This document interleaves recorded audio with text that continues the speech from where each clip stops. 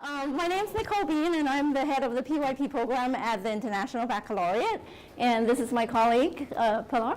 I'm Pilar Kazair, and I work with the Curriculum and Innovation and Alignment team with learning design and teaching and learning with technology. So between the two of us, we should be able to figure out some cool stuff. So this session is about hands-on learning. And before we came, we designed this session because this forum, the theme is about constructing and deconstructing, and picking off from the session that we heard this morning from the director.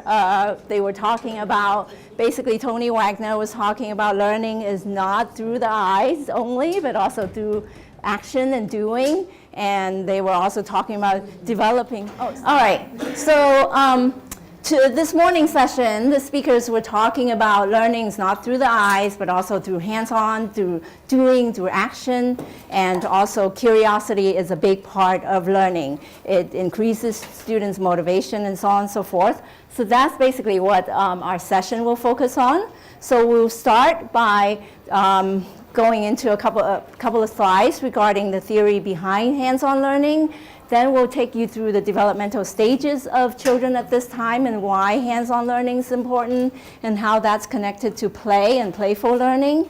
And then we'll share some examples of physical hands-on as well as digital. And then the second half of our presentation will be activities that will lead you through in terms of activities that integrate both hands-on, physical hands-on activities as well as digital.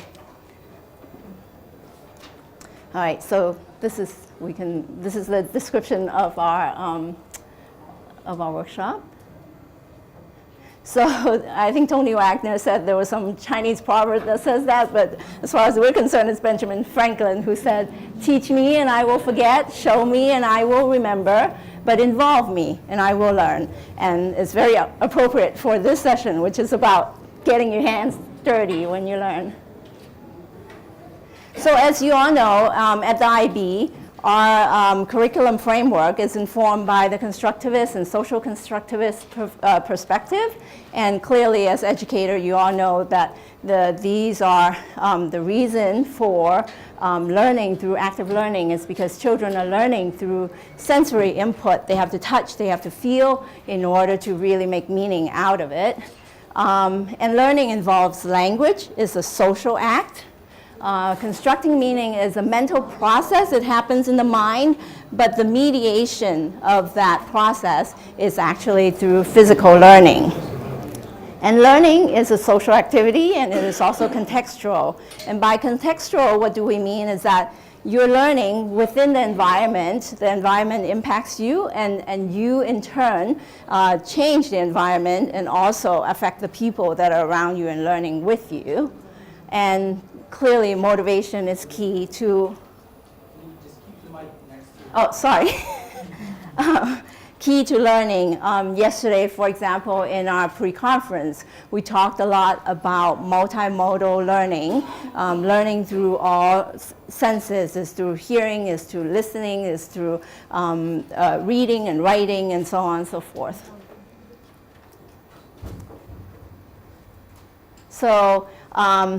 So then that leads to essentially what do we mean by experiential learning?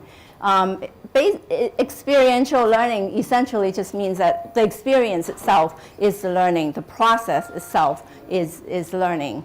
So learning is best conceived as a process and not just outcomes.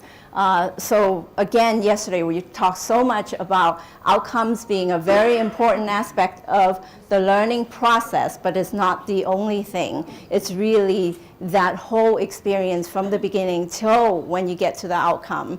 That process is when learning actually happens. It's a continuous process grounded in experience. So all children come to us with a lot of prior knowledge, and we help them basically build on their knowledge and extend that knowledge. And it is negotiated. It requires resolution. So Children, when they play on the playground, for example, to make sense of the world, they do that through negotiation, through finding solutions to a conflict that might be that they might be engaging at the time. So that's why language is a really important part of the learning process. And it's holistic, and it involves transaction, as we talked about earlier, between the children that are involved, as well as along with the teachers that are there, as well as all that's in the environment contextually, culturally, that's are all influencing their entire learning process. And through that, they're constructing knowledge, and they're making sense of the world.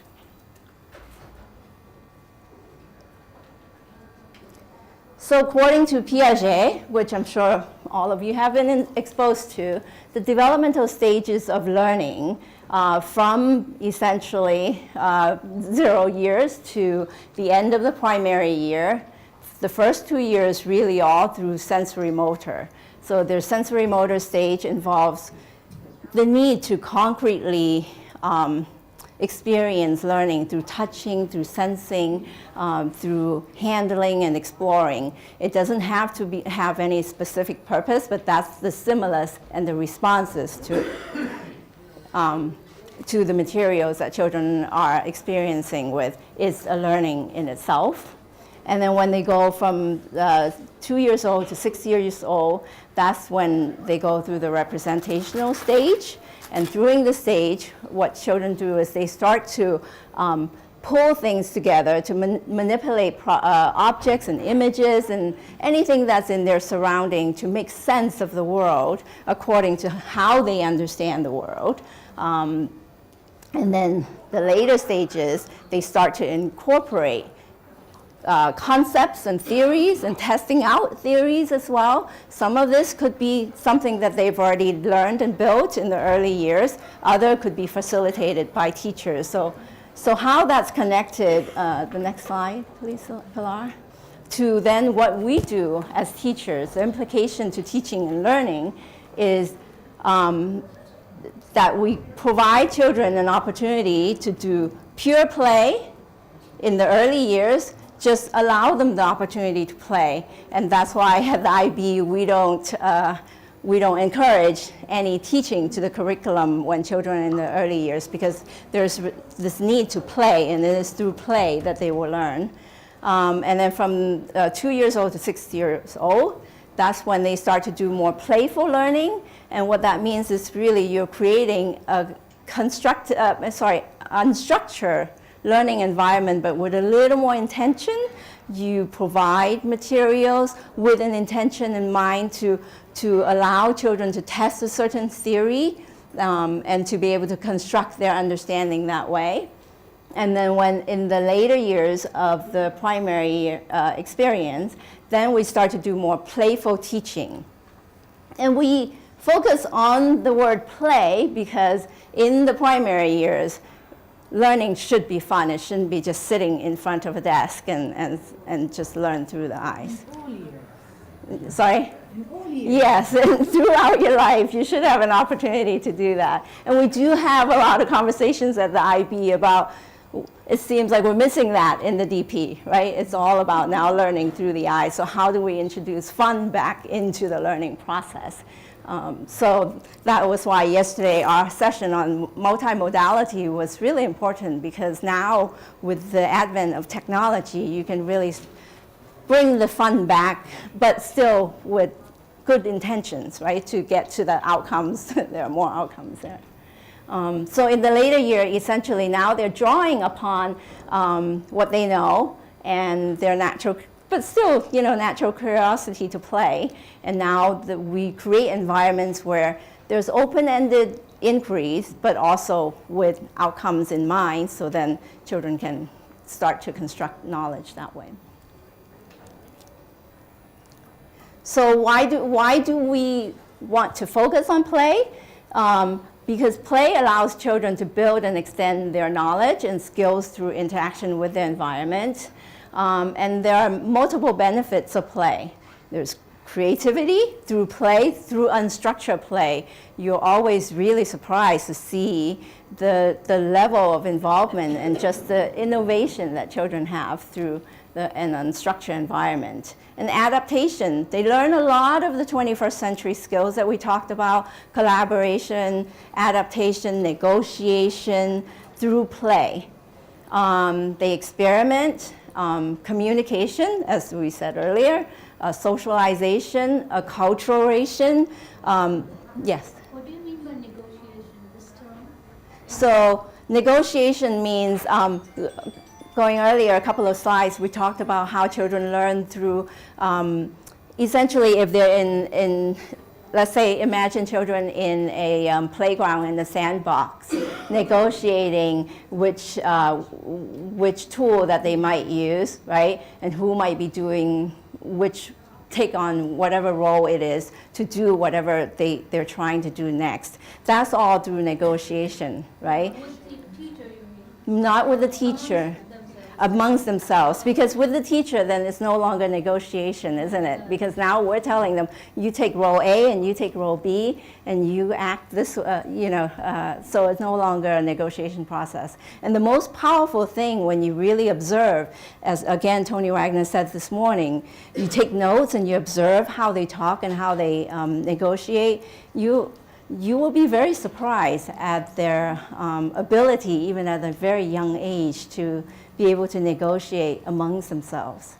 And that's a skill clearly over time they build on, right?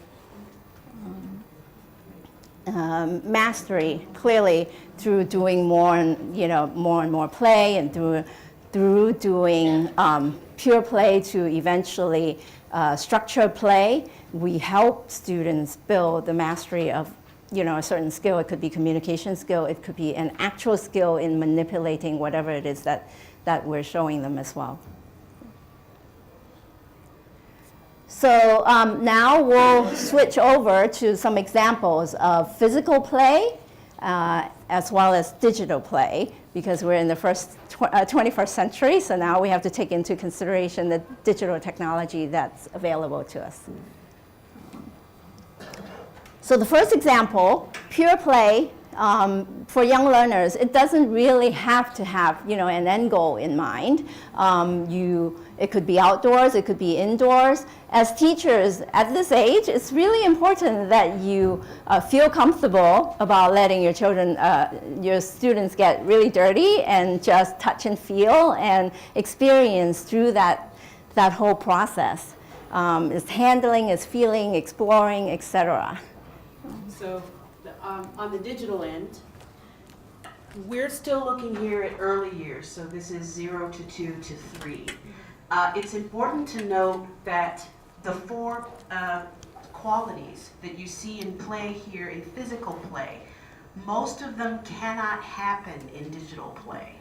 And it's one of the reasons that I've got a big old stop sign for you when it comes to early years, approximately 0 to 3.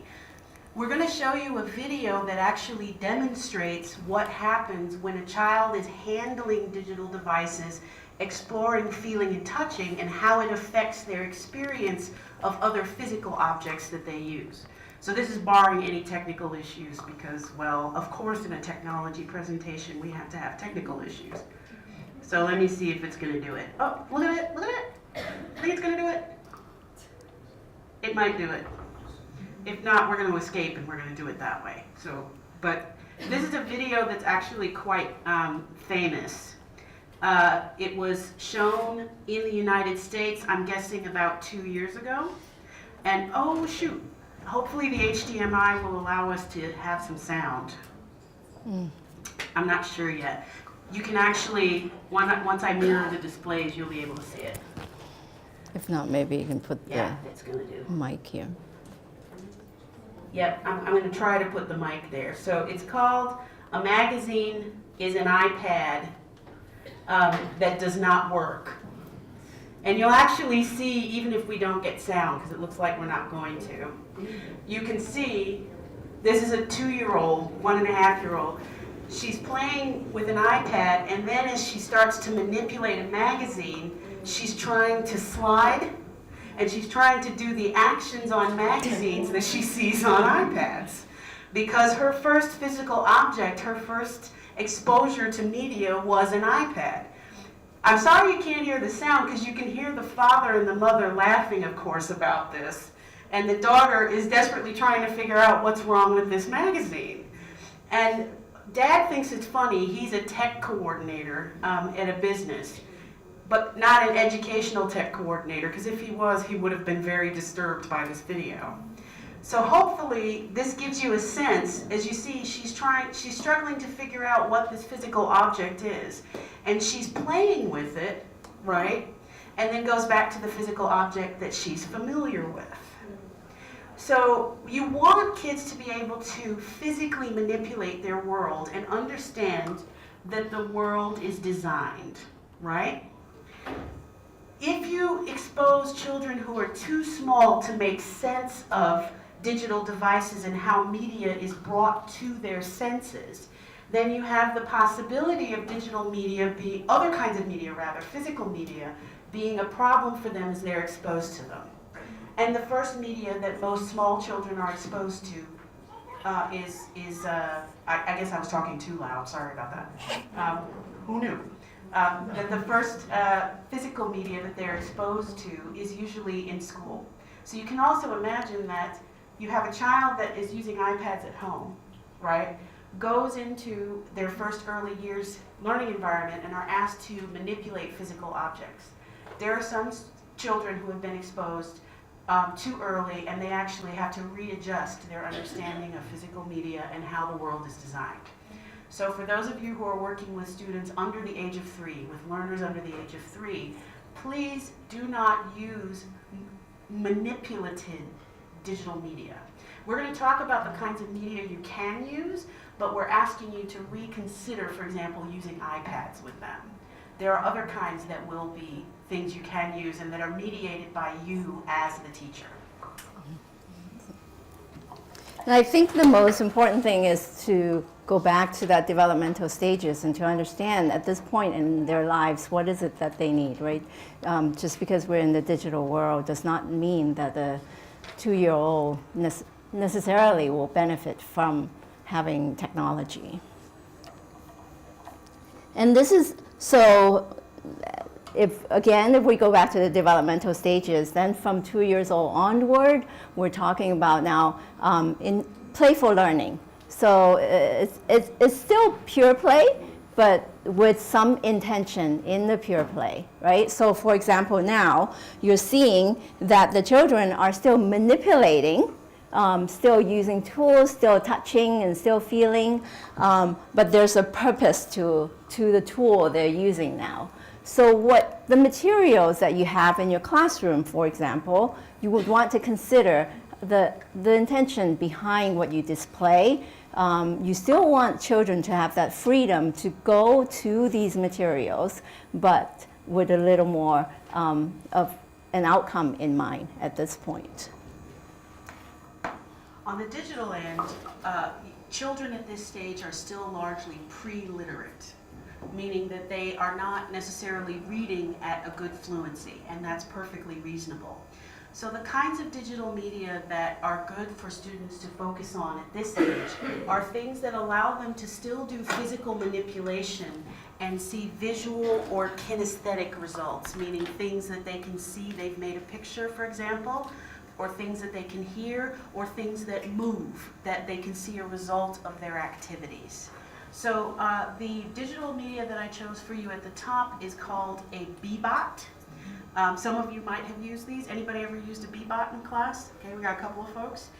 Bebots use symbols that allow students to manipulate the robots so that they move in different directions.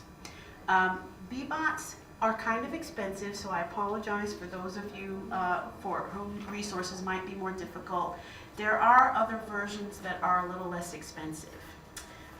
Beneath, you're seeing an app called Music Paint or Musical Paint. I've seen it referred to both. So is that something some of you have used? That uses a combination of sound and color and allows students to make pictures that then can be subsequently animated with music. And this is an appropriate kind of app for students at this age.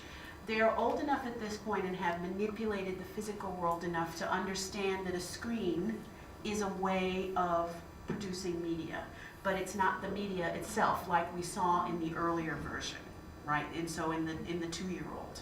So when you're ages 4 to 6, you're able to understand that the world is designed, and you're able to understand that there are devices that you can manipulate in order to create your own media. So working on creation software and working on objects that allow things to move and that allow students to start to understand programming, like how to make the bot move, not, please don't start coding with children at age 4, right?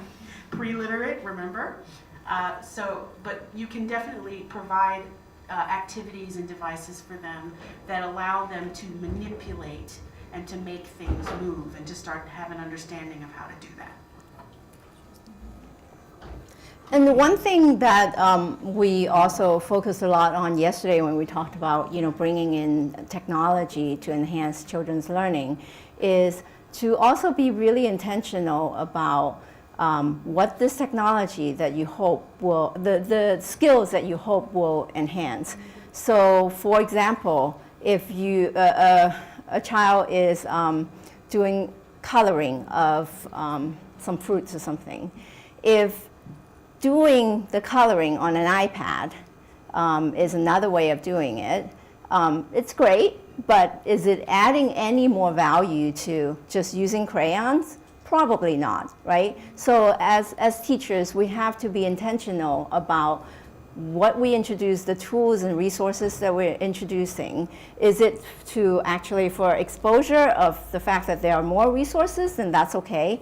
But if it's just because it's another way of doing, then it's probably not of value to the students. So that's something to consider as well. Playful learning for all ages. So this is part of the structure plus unstructured learning that we were talking about. And this applies really from the very young, 2 years old, all the way to 11 years old, where you just provide a lot of materials, open-ended materials, so students can actually construct any theories, any models that's related to an inquiry that you might have. And a lot of classrooms that I've seen, they just bring in really recycled materials from home, right? Asking parents to bring those materials in, or they bring in some, like here, if you can see, there are these pipe cleaners and things like that. So you leave them around so that children can actually explore as part of the knowledge construction process, and that's the physical play aspect. I'm worried what's going to happen here. So on the digital end, software that allows for certain types of open-ended or structured play is a very good way to go throughout all ages, but most of the software that is available that mimics this kind of play is for older students. So that's what we're seeing here. 7 and up, I should say, meaning older. I work across the entire 3 to 19 spectrum, so for you all, it's 7 to 11. The first digital device that I'm showing you here is called Skyscrapers. It's an app that's available that allows students to build buildings. And as they build buildings, they add systems to it, and rooms and people, and they start to see interactions. So this is a type of simulation software that's relatively simple to use. And it mimics the idea of an environment where everything is available and is used to help construct something, construct learning. And there are many sort of digital simulation style applications for students of many ages that help to show the digital parallel to the classroom that allows for playful learning. There's also a lot of things that are available that are a combination of digital and physical learning. I'm here showing you the most obvious one that people tend to use, which is Lego Mindstorms. Lego Mindstorms is that combination of building and digital manipulation that allows students to see the relationship between digital devices and physical things that are moved or manipulated by them. There are many ways to do this combination of digital and physical media. Lego Mindstorms is very common, but you can also use devices like Raspberry Pi, which we're going to look at later. You can build your own circuitry. You can find all kinds of ways to get free and open source apps to work with physical objects and design environments that combine the use of digital devices and physical media. Yes? About this skyscraper that you were talking about. Yes? The people, the stores, and everything, you can actually manipulate also these forms of people, so you can change them in any way that you like, giving them names or something? Skyscrapers, you cannot do that, but there are other simulations absolutely that would allow you to do that. So skyscrapers, you can add people and you can give them characteristics. They can start to move around and it causes the skyscraper's behavior to change. You might have to build new rooms if you have too many people, so it allows you to create situations with them. Be strict for what subject would you say? If I'm teaching, let's say biology, can I do that with biology? Or How old are the students that you work with? from grade 9 till 12? Okay, this is a primary year's presentation, so I want to just bear in mind that. You should ask me later about simulations for older students because it's a very different situation for them. And there are lots of different apps that you can use, and biology and subject specific. Okay? So we're ready to move to the next slide? Sure. So we're also just curious, how many of you are already integrating both physical and digital, and in what way are you using it, and what kind of challenges that you're seeing? I have applied when I taught symmetry students. Sorry, what student? Students grade 5 or 6, 9 years old. Mm-hmm. They want to draw the symmetry of an object with respect to a line. First you do it on by folding papers, and they discover what is symmetry. And I bring objects to them and they discover what is the symmetry. Then when I want to let them, I have a part of an object and I want them to continue it. If you do it on a grid, it's okay. But if you remove the grid, you do it on a Cabri digital, they just slide and they do it. On a Cabri, they just click on the object and they continue and they do it. But when I remove everything and I give a paper and an object, she started to tell me, I want to click and slide and I do it. She didn't, I had several students, a class of 25 students, at least 8 of them, they didn't catch the aspect of it, and how to do it.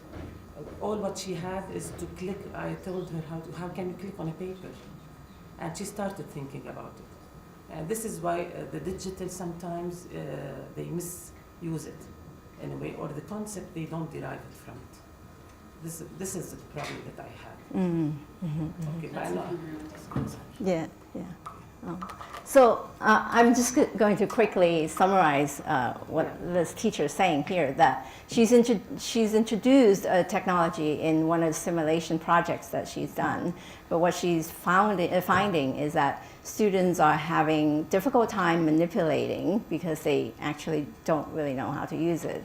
And that is one of the definite myths of technology, that because we think that so many children are technology natives, so we think that they just know how to use technology, but in reality, they have to be guided in terms of understanding the purpose of the technology and why you would use it in order for them to make good use of it. So it's really important. Yeah. Actually, how many of you have heard or used the term digital native? Is that something? Yeah, it was a very famous term across education, and it's been recently debunked. It doesn't exist. So if you think kids are more technologically savvy than you or are technology natives of any kind, you are wrong. I'm just telling you outside. And you should feel comfortable about that. That's a good thing, because you should learn together with your students. And that's a very important aspect of the negotiation that we were talking about earlier. That negotiation is also about learning together. So there is no such thing as kids being technically native or digitally native. So this here is an example of playful teaching. So this is a unit of inquiry, it's a science unit of inquiry of mixing different materials together to make an explosion. So students clearly are collaborating together. They are still doing hands-on learning. They created the volcano on their own, and they experimented with different materials that the teacher brought into the classroom, right, to test the theory on explosion. So there's a lot of, can you imagine the various skills that this activity was able to promote, going back to some of the benefits that we were talking about earlier?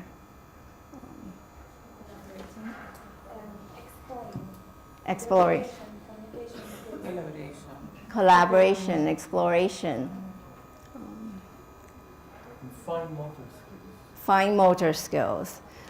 Part of this was actually, it was a much more integrated inquiry, which is not shown here, but the students were also very interested in creating a story about this village that had a volcano that was erupting. So what happened after this was they then sat together, collaboratively wrote a storybook that they donated to the library in the end. But through that process of doing and making, as they were doing it, the story came out. It wasn't initially part of the inquiry itself, but it came through the learning process. So that's why that process is really, really powerful. Because when children play, they make up stories, right? If you really listen, you'll hear them. So that's why we focus on the process versus the outcomes. Yeah. In the digital equivalent, what you're seeing is a teacher working with two students who are developing a story together. And they're using the iPad to use a combination of visuals and simple text. In the digital world, exploring obviously has a new component to it, which is they might be able to use the internet to search for things, or they may be able to add to their story outside of their own negotiations as students, as children. So teachers' intervention and teachers' involvement at that point is also the first introduction that there is a world of information outside of their physical space. So that's a very important thing to think about when you're constructing primary years level interactions with digital media, is that it is an introduction to a wider information world, and there has to be both some negotiation as well as some real hands-on experiences with students as they begin to explore in that way. Ready for the next one? And this is an example of playful teaching in the upper primary. Again, the elements of hands-on you can see there. However, if you look at the materials that are being provided to basically get to an outcome, I wonder if you can guess what these outcomes are. There's a makey in there, yes. Sorry. It's a kind of a robot for a hand. Mm-hmm. The second one is bridge. Is what? Bridge? Bridge? Yeah. Maybe. Third charger, Third one, yes, something to like charge but battery or something to charge something. Yeah. Yes, to produce electricity. Is that to produce electricity? one? Yeah. Are people guessing what the orange one's for? Yeah. Yes. Yeah. What are you trying to guess? I missed that charger. one. It gives electricity. You just put the Yeah. wires and you put a lamp and it will light up. It's, yeah, it teaches transfer too, transfer of energy and where energy comes from when you use orange. Yes. So there are multiple ways that you can essentially allow students to test the theories themselves by just providing materials, right? So now this is more playful teaching, so you're not just learning through books or just going through the internet to understand what the concepts are behind each of these units, but it's really allowing them to test what they know and build on what they know. Sorry? Create things. Yes. The last part too, if you look where he's used a makey, which is essentially a kit that you can buy that allows you to mix up different kinds of electrical circuits. In this particular example, the teacher is modeling as well. And when you're introducing digital media, modeling behaviors and modeling creativity is a very important aspect of what you need to do.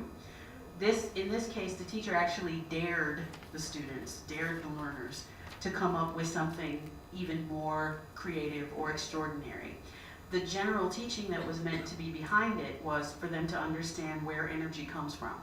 So at the upper primary level, that's when you can start to introduce these conceptual challenges. In addition to the physical manipulation and the creation and the play, you're also starting to get students to play to understand certain types of conceptual subject-based content, right? So whether it be science or history or what have you. And the idea of daring students is again sort of related to this idea of negotiation, that you as an upper primary teacher now have very communicative and largely literate students. You have learners who can talk to you and who you can talk with.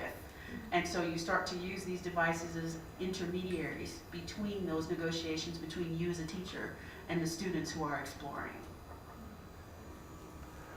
And what we also found is that when you have a lot of these open-ended type of materials that are offered in the classrooms, the student engagement level doesn't just go up, but I personally see a lot of students just come in during lunchtime or recess to continue to do what they do, as opposed to something that is an assignment, I just have to do it because I have to do it.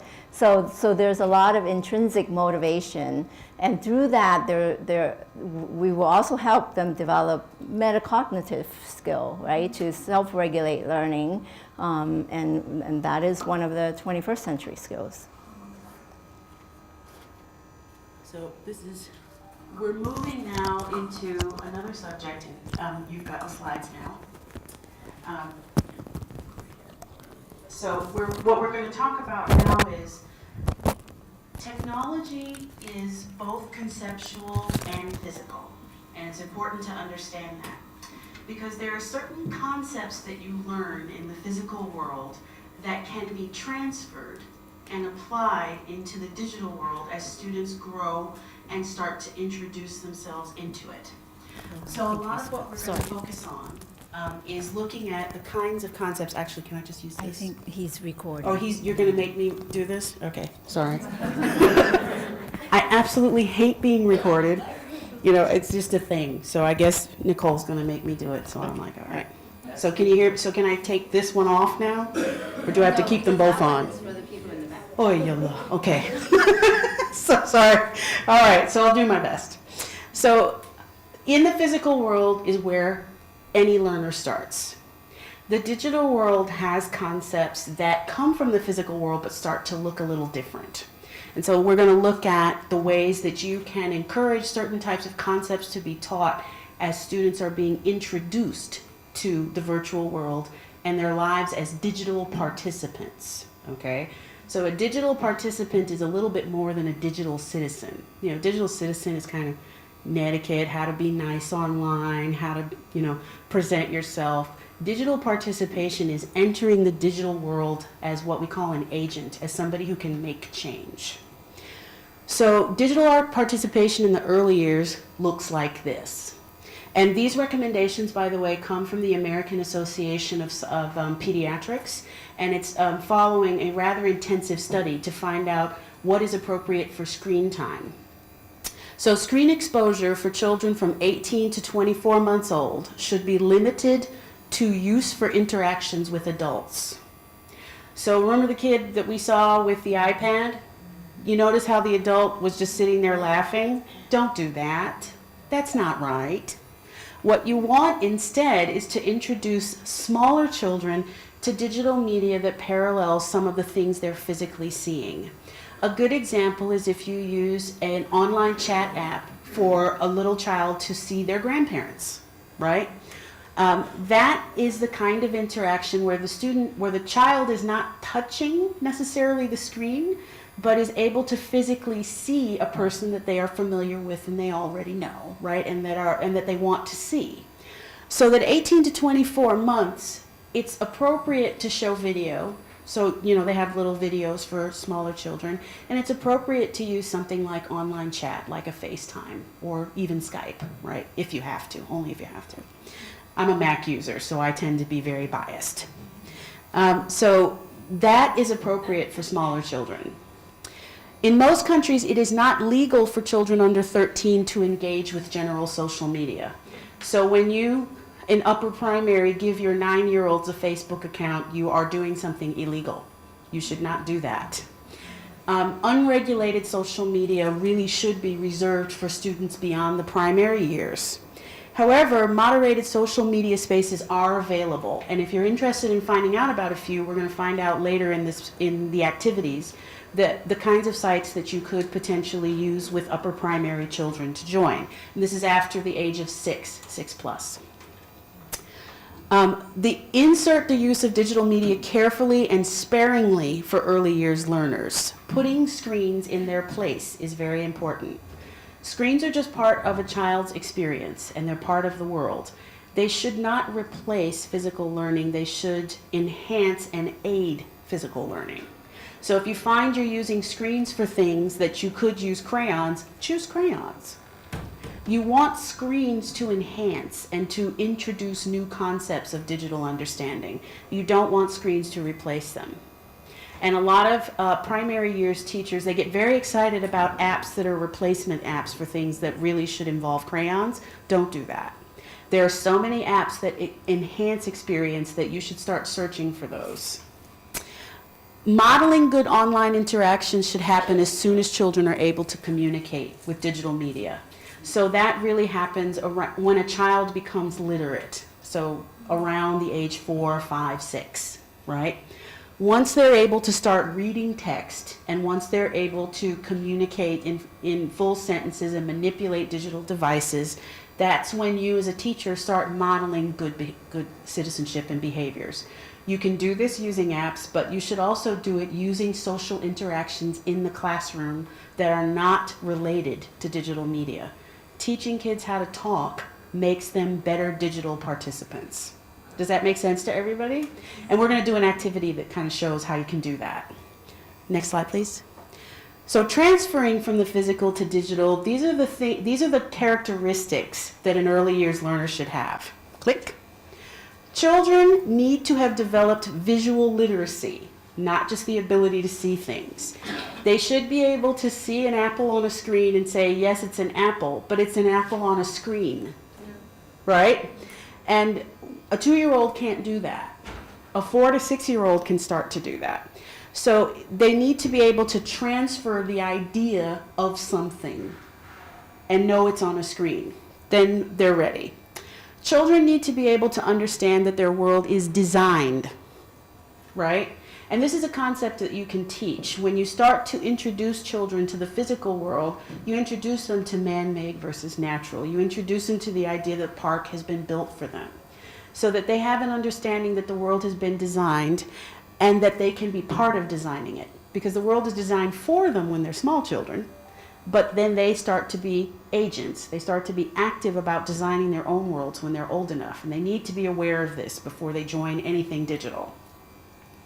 Lastly, children need to have some sense of who they are before introducing themselves online. You have to have an understanding of who you are, what your name is, where you come from, who your parents are, before you go online, because there are lots of opportunities online to convince you that you're someone else, and opportunities to pretend to be someone else, right? So if a student is not aware, not fully aware, nobody's ever fully aware of who they are, really. But if students have a good basic awareness of who they are, then they're also ready to be digital participants. So we can move on. So now we're going to do the activities part. Is everybody ready to get up? All right. So everybody stand up.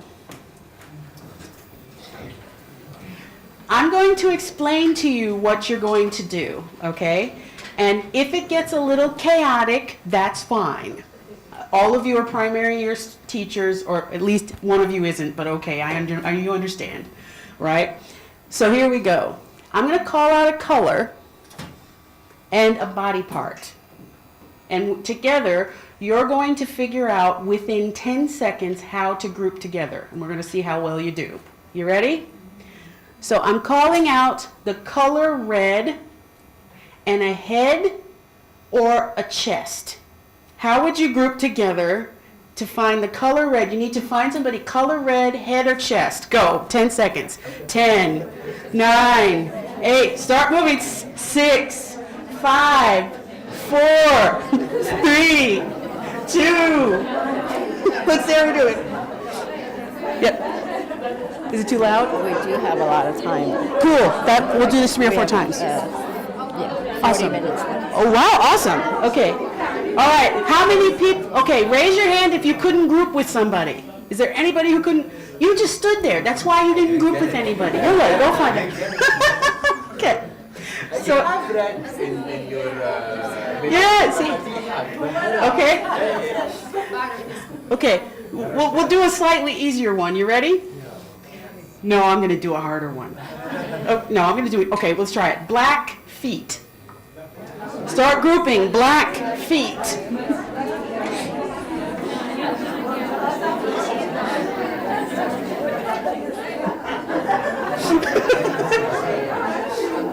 Okay.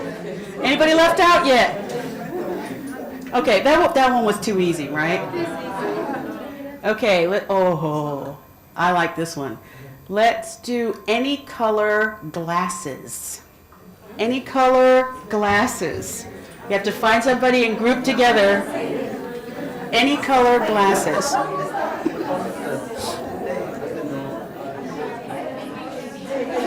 Don't trade glasses. That's not how it works. Okay. How'd we do?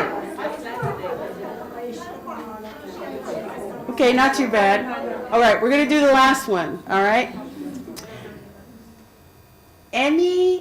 Oh, this is a good one. Any red color range hijab.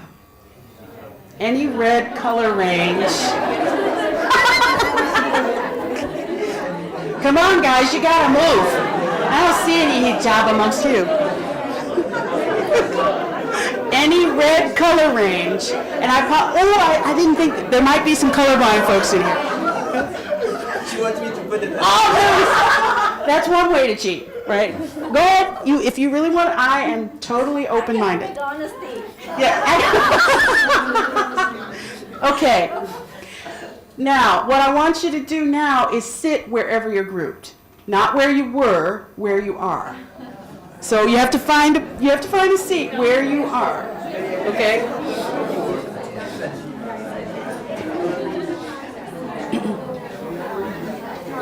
Okay.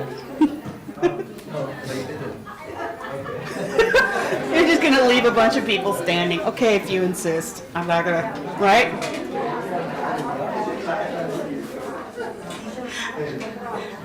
So some of you were able to find a new table, and some of you were not, and that's okay.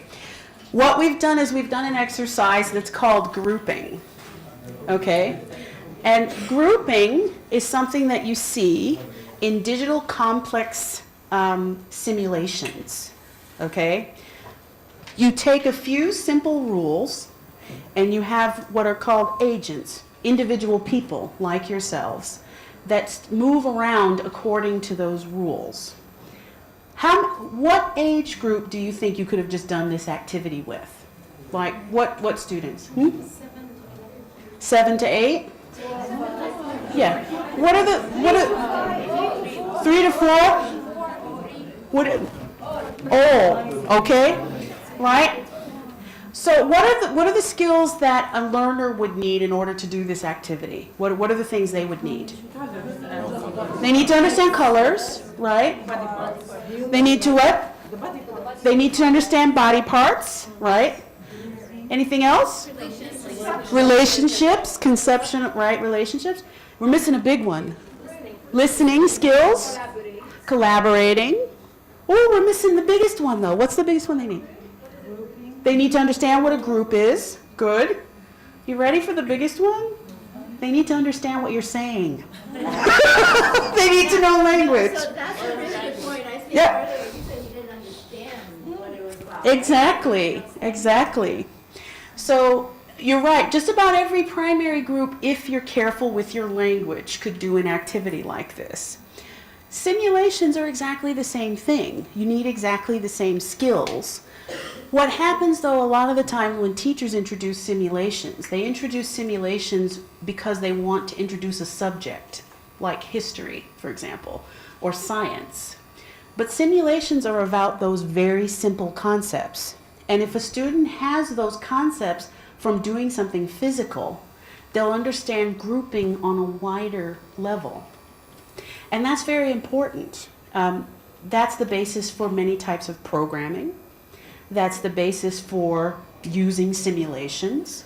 It's the basis for sorting of all kinds. And, you know, we do all kinds of categorizing and sorting. It's kind of fun as kids run around and figure out who's got the red hijab on, right? This is all about the combination of social communication, but also basic digital concepts that you then as a teacher can use to say, oh, you're now doing this digital simulation. Remember what we did when we ran around and we learned how to group things? Look how the simulation groups things together. What are the rules of that? The basic concept is there are rules. People group around rules, or agents group around rules, and then you get different results. That very simple activity teaches one of the most complex digital productions, as you can imagine, that you can use, which is a simulation. These are the kinds of things, when you talk about moving from physical to digital, that's why you do it. You actually try to use concepts that a student will be able to recognize later on. And you do it in a physical and a kind of a fun way so that you can remind them, remember we did this? This is the same thing. This is a connection. Yeah, in the IB, we tend to call it transfer skills, right? The idea of transfer. We talk about transfer in PYP. It's very popular in MYP to talk about, which is the middle years program, so students ages 12 to 16. But the concept exists no matter what school you're in. So does anybody have any questions about that activity or anything they want to comment about it before we try the next one and get into other kinds of discussions? Or everybody understands why we did this and why it makes sense? Yeah. And the last thing I would say is that when you've finally finished this, then you can start to search for appropriate media that are good for students of this age. So I've picked 2 apps. One of them is called The Incredible Machine, and the other one is called True Blue Friend, which is a simulation around whales and dolphins. The Incredible Machine allows you to build pipeworks and other kind and see how things fit together. Both of these apps are appropriate for about 7 years old and beyond, right? But you can do the activity that we just did with 3-year-olds. As long as they're able to understand you and be able to function together, it should be fine. So you have 4 years before you have to even worry about simulations, right? But you do these kinds of activities even with older students to help them understand these concepts, right? That activity that I just did with you, I did that with my high school students to introduce simulations, right? So that they then, even at the age 16, they thought it was fun and they understood why they did it. So we want to try the second one? Okay, next. Please sit next to someone you do not know. If you're already not sitting next, it's starting to pick up. How many people are sitting next to somebody? I know you all know each other. Come on. None of you? Really? Different countries? Okay, because you look awfully buddy-buddy over there. Okay, go sit next to somebody you don't know. Yeah. I have a feeling the men in the back that you all know each other, right? I have a feeling they know each other. Yeah, is there any way you can sit next to, okay, so here we go. All right, so let's sit next to somebody you don't know. Okay. So now I would like 2 people from each table to raise their hands. 2 people from each table to raise their hands. Yeah, there we go. Your number is 1. Okay, hands down. 2 more people, please raise your hands. Your number is 2. I'm sure people are getting this. 2 more, 3. Down. 2 more, 4. We got 4? Okay. Do we need a 5? Okay. We only got 1 5 in the entire room? I'm going to mess with that. All right. So, does everybody remember their numbers now? Because memory is still important despite the internet? Fabulous. Okay. So what I'd like you to discuss now for around, we're going to discuss it around 10 minutes. And if we need to do a little less time, we will, is what are the behaviors learners must practice before joining social media? That's the topic of discussion.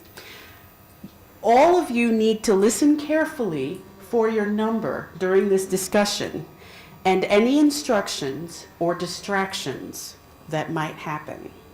So what I'd like you to do is start to discuss what are the behaviors learners must practice before joining social media, okay? And number 1s, we're going to start. Your first job is to interrupt every time people start talking.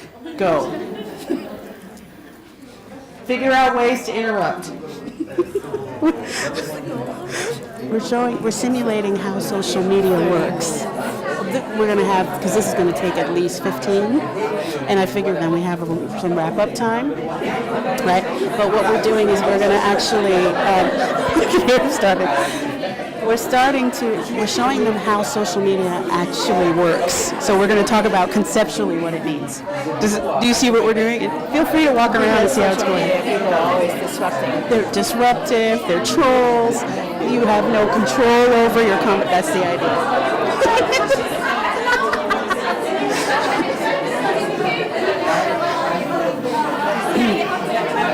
Number 1, stop talking. Number 2, stand up. Oh, I got more. Number 2, stand up. You're not paying attention. Number 2, stand up. Number 2, stand up. Number 2, stand up.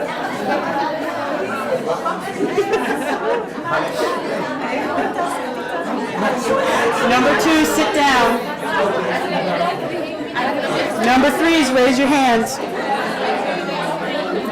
Number 3s, raise your hands. Everybody pause. Everybody pause. Everybody stop. No talking. Everybody pause. Everybody stop. Okay, is there anybody who's really annoyed with me right now? Yes. Okay. What am I do? Why would I do that to you? Why can't you just discuss what learners need? Why am I doing this? Because what the teacher is imposing herself and on the students when they are working. The teachers are imposing themselves on their students when they're working. That could be part of it, but Listening skills. People are not listening. listening skills. Are you hitting at multitasking? Are you We're hitting at multitasking. distraction? I'm trying to relate this to the digital participation as well. There's so much going on online, and people, might disturb you, and you need to know how to deal, with things like that. You need to deal with distractions. You're constantly being pulled in social media to do things that are beyond the task that you start on. How many here use Facebook? Cool. How many of you get distracted by the ads on Facebook? Yeah, exactly. Pretty much everybody. I'm going to tell you something that I did with Facebook.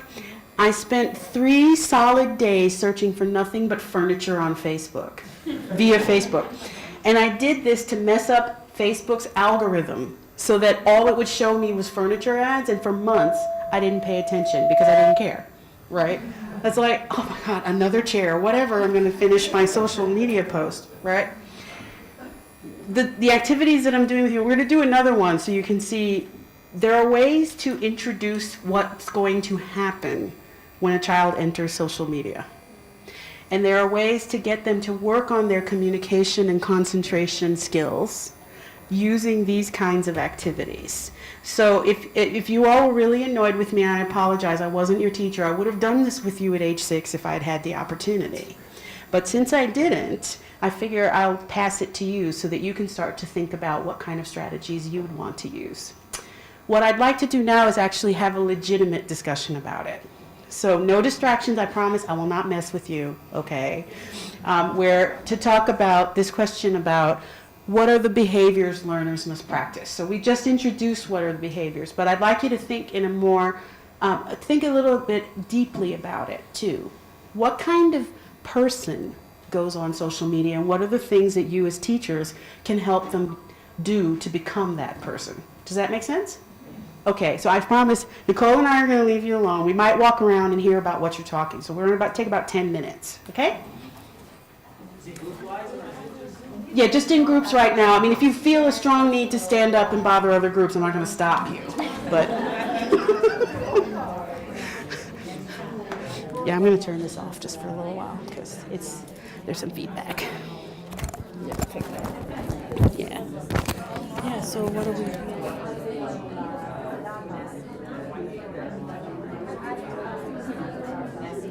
Let's hear about the discussion.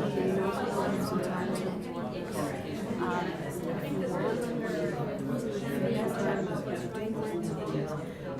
give them time to ask questions, like a really question and answer period. I'm ready to do anything.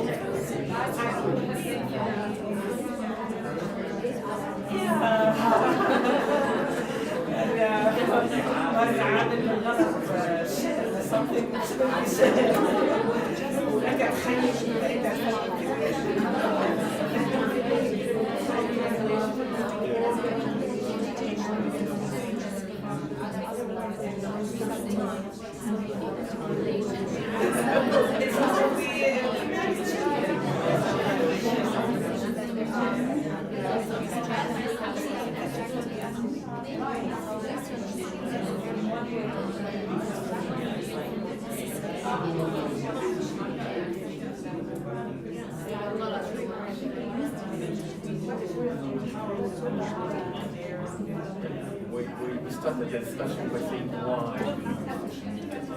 So some people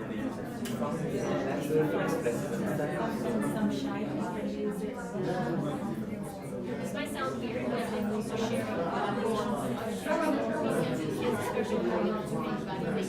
what you share, when to share.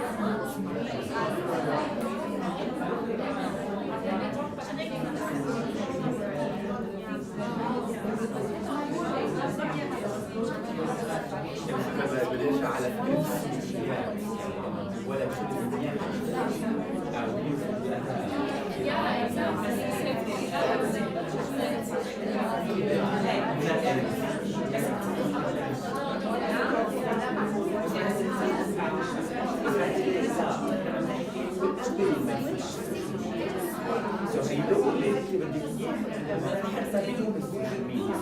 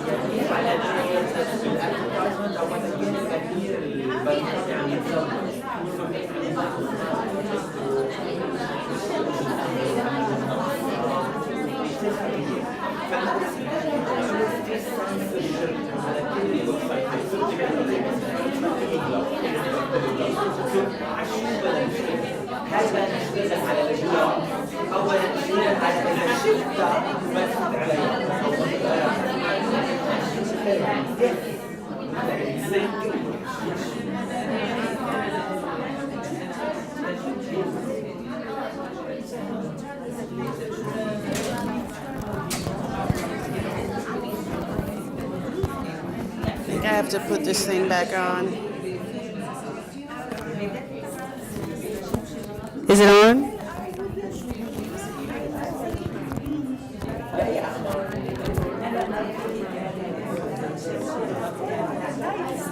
Okay, are people ready to wrap up their conversations? We're going to start wrapping up our conversations.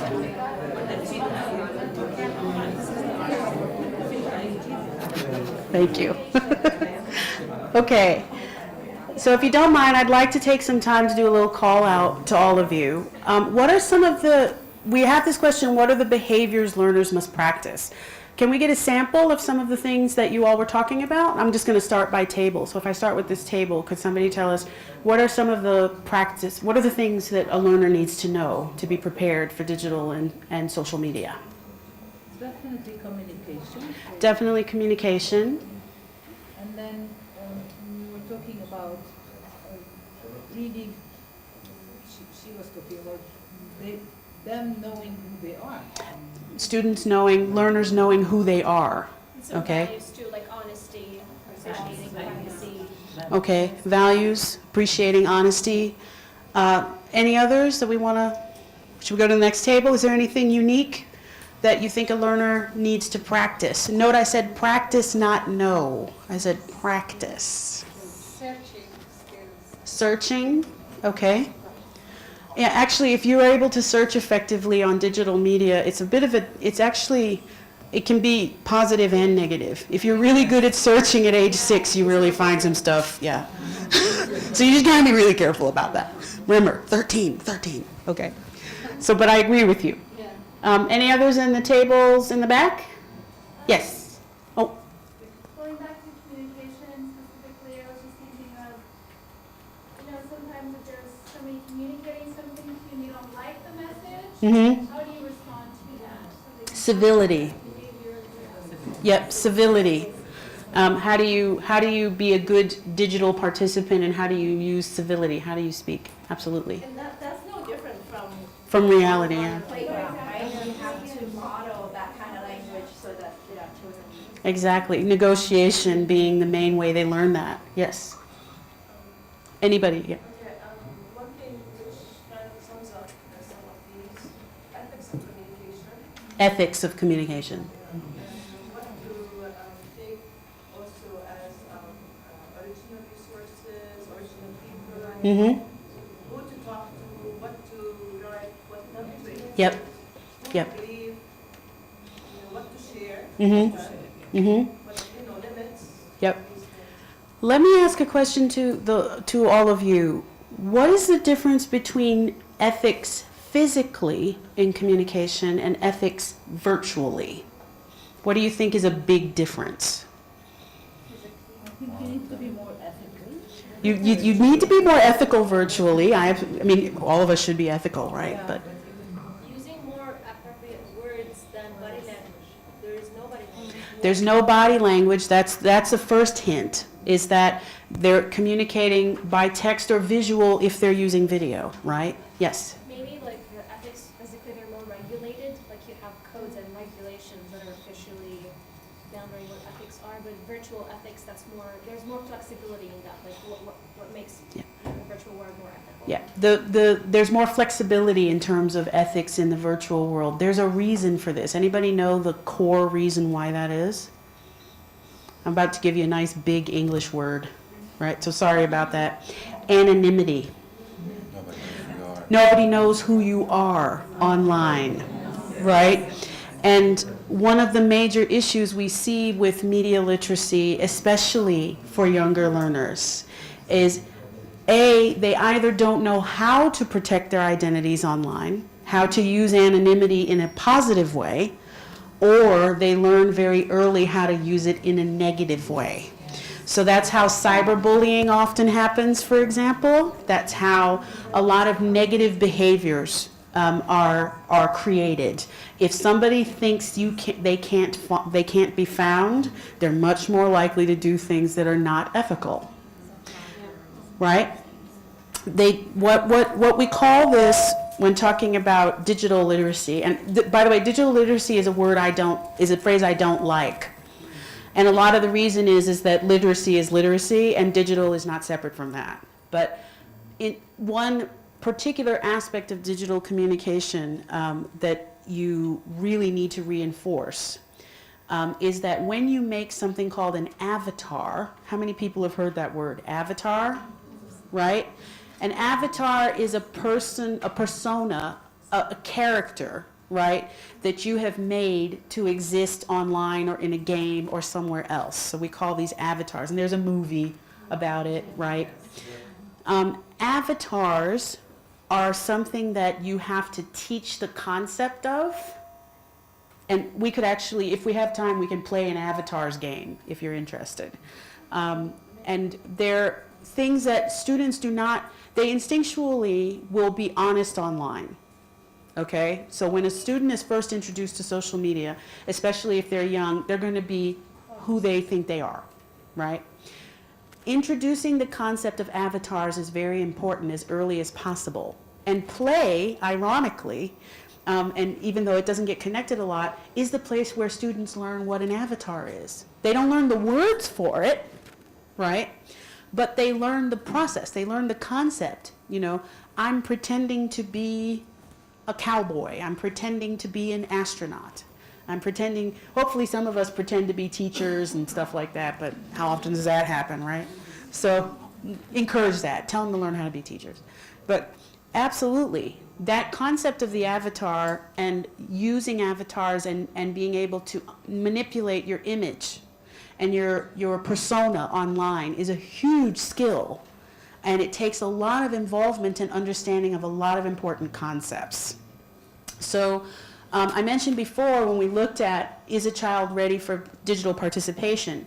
They're ready when they understand who they are and when they understand that their persona online is not the same. Right? We want them to understand that, just not only because it's better for their self-worth and understanding, but also for their protection.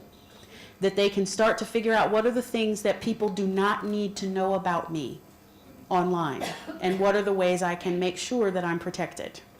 Teachers can teach that. How many of you teach anything around this? Are there any primary teachers who do? So we got 1, 2 hands? 3 maybe? We're sort of thinking about it?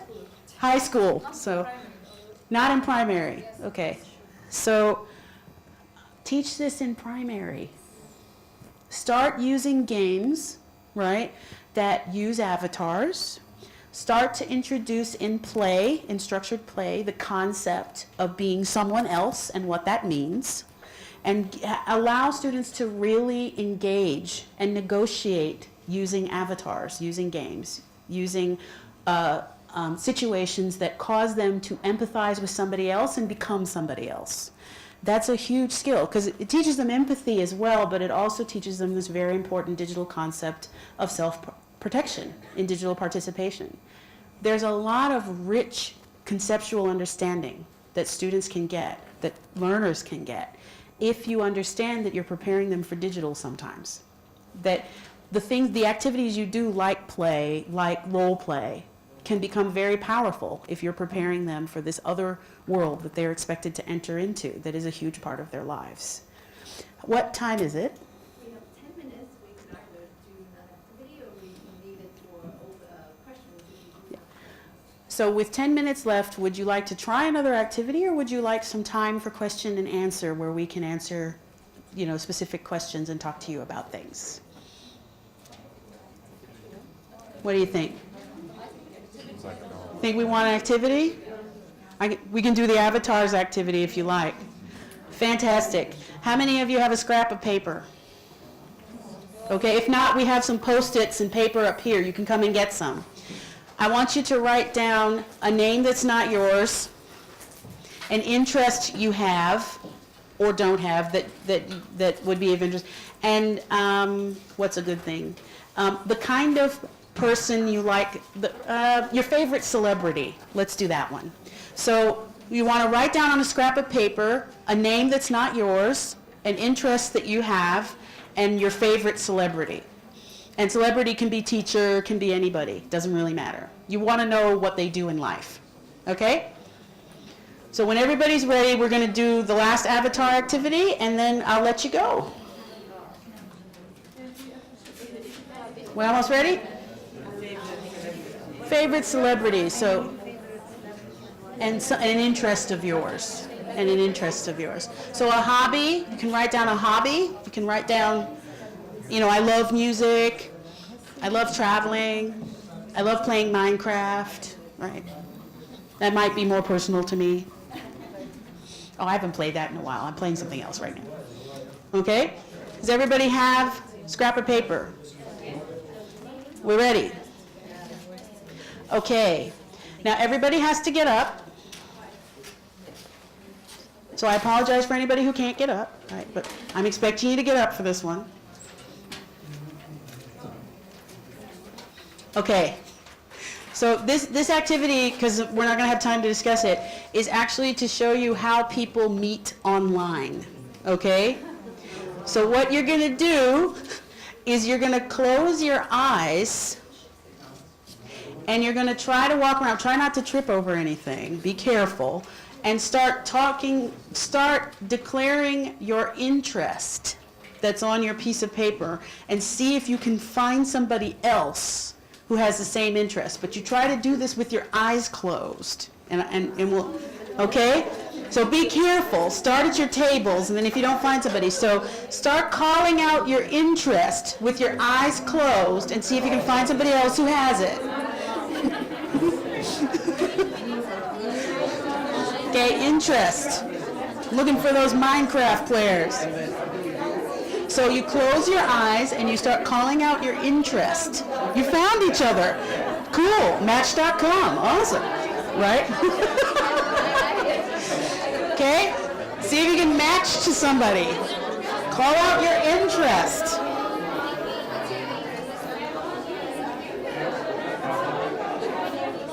This is really hard, but it's fun. Okay? Did people match to somebody? I know I have at least one match here in the front. Awesome. Okay.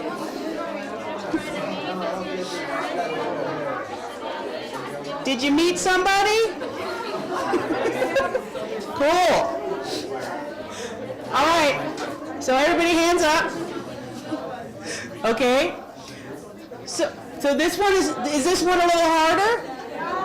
Yeah, this one I would not use with small kids. This is one you can use with upper primary, right? So how many of you matched to somebody? Not too bad, right? So in this activity, this is the reason I asked you to do your eyes closed, which I know in this space is a little hard. It's a little easier when you have an open space. But the reason you do that is because you enter online blind.